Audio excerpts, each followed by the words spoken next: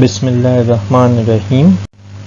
अस्सलाम वालेकुम। मैं सर शहजाद हुसैन आप सबको वेलकम करता हूं अपने यूट्यूब चैनल पे। आज हम बात करेंगे अपने प्रीवियस लेक्चर को ही हम कंटिन्यू करते हुए उसके हवाले से हम बात करेंगे फर्स्ट ईयर कॉमर्स के अकाउंटिंग के सब्जेक्ट के नए लेक्चर के ऊपर।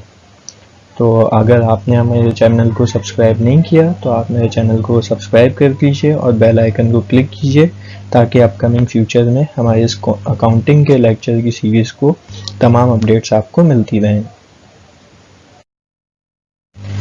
फर्स्ट ईयर कॉमर्स में प्रीवियस लेक्चर में हमने बात की थी अकाउंटिंग क्या होती है, उसकी डेफिनेशन के बारे में। आज हम उससे एक कदम आगे चलते हैं। तो अकाउंटिंग की डेफिनेशन तो आपने जानी, अकाउंटिंग होती क्या है। तो अकाउंटिंग की कुछ टाइप्स भी होती हैं, तो आज हम उस टाइप्स के ऊपर बात करेंगे, ठीक है। टाइप्स ऑफ अकाउंटिंग, तो बेसिकली कितने तरह की अकाउंटिंग्स हमें मिलती हैं। हमें 3 टाइप्स की अकाउंटिंग मिलती हैं कि जिस पे हम काम करते हैं, ठीक है। जिसमें नंबर 1 आती है हमारे पास फाइनेंशियल अकाउंटिंग, जिसका मकसद क्या होता है करना, इसका हम और ये हम क्यों करते हैं। ये वाली अकाउंटिंग हम करते हैं फॉर एक्सटर्नल पर्पस, यानी कि हम सामने वालों के लिए फाइनेंशियल अकाउंटिंग करते हैं, ठीक है। जैसे कि मैं आपको एक एग्जांपल देता हूँ। हम बिजनेस कर रहे हैं, हम कहीं पे जो है जॉब कर रहे हैं, कारोबार कर रहे हैं, और हम जो है वहाँ पे रिकॉर्डिंग करते हैं, क्लासिफाइंग करते हैं, समराइजिंग करते हैं, सारा काम हम मेंटेन करते हैं, अकाउंट्स मेंटेन करते हैं, ठीक है। बट मंथ का एंड जब आता है तो हमें सामने अपने ऑनर को या बॉस को या कंपनी होल्डर्स को, शेयर होल्डर्स को जो है हमें शो करना पड़ता है कि हमें प्रॉफिट हुआ या लॉस हुआ या हमारे बिजनेस की क्या परफॉर्मेंस थी।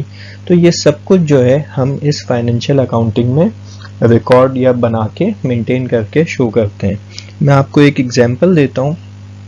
और इस फाइनेंशियल अकाउंटिंग की खासियत ये है कि आपको दुनिया भर में सेम मिलेगी। आप जो फर्स्ट ईयर में अकाउंटिंग पढ़ रहे हो, ये भी कौन सी है, जो फाइनेंशियल अकाउंटिंग कहलाती है। जब आप सेकेंड ईयर में आओगे, आप जो अकाउंटिंग पढ़ोगे वो भी फाइनेंशियल अकाउंटिंग कहलाएगी।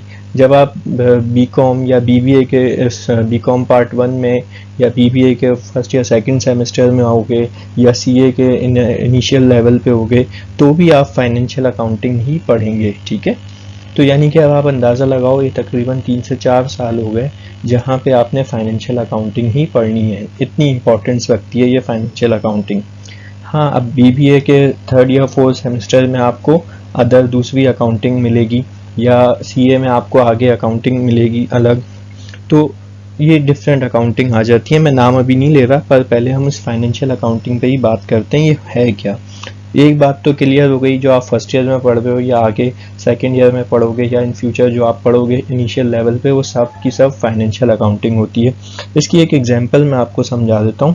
हम जो अकाउंट्स मेंटेन कर रहे हैं, रिकॉर्ड मेंटेन कर रहे हैं, वो हमें सामने वाले लोगों को या अपने पार्टनर को या शेयर होल्डर्स को जो है हमें ये रिकॉर्ड शो करने पड़ते हैं। तो उसके लिए हम ये अकाउंटिंग बनाते हैं। और इसकी खासियत ये है कि आप यहाँ पाकिस्तान में बैठ के पढ़ो कि मुल्क के किसी भी कोने में बैठ के पढ़ो, दुनिया भर में आपको सेम अकाउंटिंग मिलेगी। बिकॉज इसके स्टैंडर्ड्स हैं जो कि हमें बताए हैं इंटरनेशनल अकाउंटिंग स्टैंडर्ड्स ने, IAS जिसको कहा जाता था, बट इसको अब जो है नए नाम से जाना जाता है, जिसको अब कहते हैं IFRS, यानी कि इंटरनेशनल फाइनेंशियल रिपोर्टिंग स्टैंडर्ड्स। इसलिए इसका नाम भी चेंज किया गया क्योंकि हम इसमें रिपोर्ट करते हैं, बताते हैं सामने वालों को अपनी प्रोग्रेस के बारे में, ठीक है। ज़्यादा टाइम नहीं लूँगा, मैं कोशिश करता हूँ बेटा कि मैं शॉर्ट वीडियो बनाऊँ ताकि कम से कम टाइम में आप ज़्यादा चीज़ें समझ सको और मैक्सिमम या जितनी ज़रूरत की चीज़ें आप जान सकें, ठीक है। क्योंकि मुझे भी अंदाज़ा है वीडियो अगर लेंदी होगी तो आप लोग भी थोड़ा सा बोरिंग हो जाते हैं, और आजकल वैसे ही माशाल्लाह बहुत ज़्यादा अच्छे पढ़ने वाले बच्चे आते हैं। तो चलें बात करते हैं हम सेकंड अकाउंटिंग की टाइप पे। सेकंड टाइप ऑफ अकाउंटिंग कौन सी होती है। सेकंड हमें मिलती है कॉस्ट अकाउंटिंग। और ये क्यों करी जाती है, किस लिए करी जाती है, उस पर बात करते हैं। ये अकाउंटिंग हम करते हैं इंटरनल पर्पस, यानी हम अपने लिए अकाउंटिंग जो करते हैं वो कॉस्ट अकाउंटिंग कहलाती है, जिसको हम कॉस्टिंग भी कहते हैं एक तरह से। ये अकाउंटिंग एक ऐसी अकाउंटिंग है बेटा कि अगर मैं आपको इसकी एग्जांपल दूं, चाहे कोई पढ़ा लिखा तो करता ही करता है, जो नहीं भी पढ़े लिखे होते वो भी कॉस्टिंग करते ही करते हैं। एग्जांपल देता हूँ, मिसाल के तौर पे जो है आपने घर में कोई फर्नीचर बनवाना है, आपने किसी को कारपेंटर को बुलाया कि जी मैं इस साइज़ की जो है अलमारी बनवानी है, तो वो आपने उससे पूछा कि जी कितने चार्जेस देंगे, तो वो आपको फ़ौरन अमाउंट नहीं बताएगा, वो कुछ कैलकुलेट करेगा, लाइक हाइट मेजरमेंट्स लेगा और फिर कुछ हिसाब किताब लगाएगा और फिर आपको एक अमाउंट बताएगा। अब वो जो हिसाब किताब उसने लगाया वो क्या था, वो बेसिकली उसने कॉस्टिंग की, और वो किस तरह से की कि लाइक मैं जो है अलमारी बनानी है तो मैं मार्केट जाऊंगा, लकड़ी लाऊंगा, मार्केट जाने का किराया लगेगा, लकड़ी लगेगी, क्या कहते हैं कीले लगेंगी, ग्लू लगेगा, वापस आना है, सामान लेके आना है, मेरे सब चीज़ अपना प्रॉफिट रखना, ये सब कुछ उसने कैलकुलेट किया और फिर हमें एक अमाउंट बताया। ये क्या किया उसने, वो एक कॉस्टिंग की, ठीक है, बट ये कॉस्ट अकाउंटिंग तो नहीं की, उसने कॉस्टिंग की। इसी तरह से कॉस्ट अकाउंटिंग होती है। कॉस्ट अकाउंटिंग की खासियत क्या है कि ये इसमें जो है बेटा हमें कोई फॉर्मूले और कोई फॉर्मेट वगैरह इतना कोई फिक्स्ड प्रीडिफाइंड नहीं होता जैसे फाइनेंशियल अकाउंटिंग में होता है कि हमें सब चीज़ें किस तरह से लिखनी है। कॉस्ट अकाउंटिंग में हमें अपने लिहाज से काम कर सकते हैं, लाइक इसमें जो इतने फॉर्मेट्स वगैरह नहीं होते, इसमें हाँ फॉर्मूले वगैरह होते हैं, जो फॉर्मूले वगैरह आप यूज़ करके कॉस्टिंग करते हैं जिससे हमें पता चल सके कि ये चीज़ हमें कितने की पड़ रही है।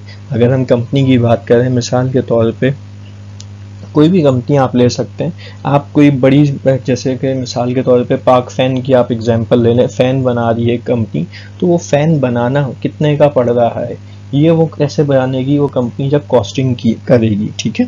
एग्जांपल देते हैं, मिसाल के तौर पे जैसे कारपेंटर की मैंने मिसाल दी, हम फर्नीचर बनाते हैं तो फर्नीचर हमें कितने का पड़ रहा है और हमें कितने का बेचना चाहिए, ये हमें कैसे पता चलेगा, ये हमें कॉस्टिंग करने से पता चलेगा। मिसाल के तौर पे जो है 500 रुपये जो है आने जाने का किराया लगा, 5000 की लकड़ी आई तो ये 5500 हो गए, और जो है कितना 500 रुपये प्रॉफिट रख लिया, तो 6000 की तो हमें बेचनी ही बेचनी। अब अगर हम वो कोई टेबल या चेयर जो है हम अगर 5000 की बेचते हैं तो इट्स मीन्स हमें नुकसान, 5.5 की भी बेचते हैं तो भी हमें नुकसान तो नहीं कहेंगे बट हमें फ़ायदा भी कोई नहीं हुआ, हमने इतनी मेहनत की रही और हमें सिर्फ कॉस्ट टू कॉस्ट अमाउंट मिल रहा है, तो ये भी मुनासिब नहीं होता, तो इसलिए कॉस्टिंग करी जाती है, ठीक है। अच्छा, कॉस्ट अकाउंटिंग कब आएगी? फर्स्ट ईयर में तो बिल्कुल नहीं आएगी। तो सर हमें आप बता क्यों हैं? मैं इसलिए बता रहा हूँ बेटा ताकि आप कोई चीज़ सीख रहे हो तो ज़्यादा अच्छे से हर चीज़ के बारे में जान सको, ठीक है। बीकॉम पार्ट 2 आप करते हो तो वहाँ पे आपको 2 अकाउंटिंग मिलती है, एक फाइनेंशियल अकाउंटिंग भी पढ़नी पड़ती है और साथ में कॉस्ट अकाउंटिंग भी पढ़नी पड़ती है। BBA और ICC और ICMA सब में आपको आगे चल के कॉस्ट अकाउंटिंग भी मिलेगी, ठीक है। थर्ड आती है हमारे पास मैनेजरियल अकाउंटिंग, और इस अकाउंटिंग की खासियत यह है कि ये हम यूज़ करते हैं डिसीजनल पर्पस के लिए, फ़ैसला लेने के लिए, और इस अकाउंटिंग में ये फाइनेंशियल अकाउंटिंग भी और कॉस्ट अकाउंटिंग भी इन दोनों का कॉम्बिनेशन है। मिसाल के तौर पे मैं जैसे कि मैं ज़्यादा टाइम नहीं लूँगा इसमें, डिसीजनल पर्पस कैसे, मिसाल के तौर पे कंपनी चाहती है कि जी हमें प्रॉफिट हो, हमें 1 मिलियन का जो है प्रॉफिट करना है, लेट सपोज। अब 1 मिलियन का प्रॉफिट हुआ या लॉस हुआ कैसे कौन बताएगा? फाइनेंशियल अकाउंटिंग बताएगी। कैसे करें? हम कॉस्ट कटिंग करें या हम ज़्यादा अमाउंट में अपनी प्रोडक्ट को सेल आउट करें, ये हमें कौन बताएगा? कॉस्ट अकाउंटिंग बताएगी। तो इसलिए दोनों का कॉम्बिनेशन बन जाता है, तो ये हमारे लिए मैनेजरियल अकाउंटिंग कहलाती है, ठीक है। अच्छा बेटा, अच्छा आज के लिए बेटा यहीं तक रखते हैं, और अगर आपने मेरे चैनल को लाइक या सब्सक्राइब नहीं किया तो आप मेरे चैनल को लाजमी सब्सक्राइब करें और बेल आइकन पर क्लिक करें ताकि हम अपनी इस पूरी अकाउंटिंग के लेक्चर, फर्स्ट ईयर कॉमर्स की अकाउंटिंग के ऊपर अपकमिंग वीडियोस मिलती रहें और हम इस अपने पूरे कोर्स के ऊपर कंप्लीट ग्रिप हासिल करें। अपना बहुत ख्याल रखिएगा। Thank you so much.